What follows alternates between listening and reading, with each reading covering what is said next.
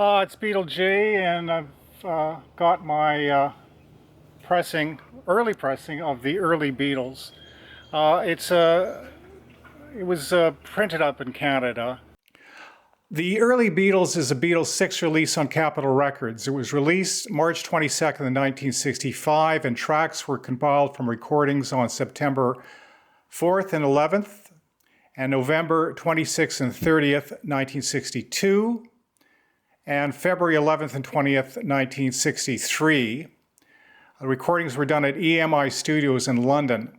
All of the tracks have been available on the 1964 VJ label release of Introducing the Beatles. The front cover on the photo of the early Beatles is the same photo that was used on the back of Beatles for Sale.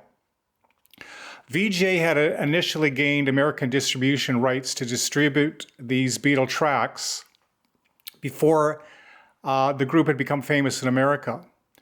When VJ's license expired, Capitol jumped in and they got the American distribution rights for the tracks that appear on this album.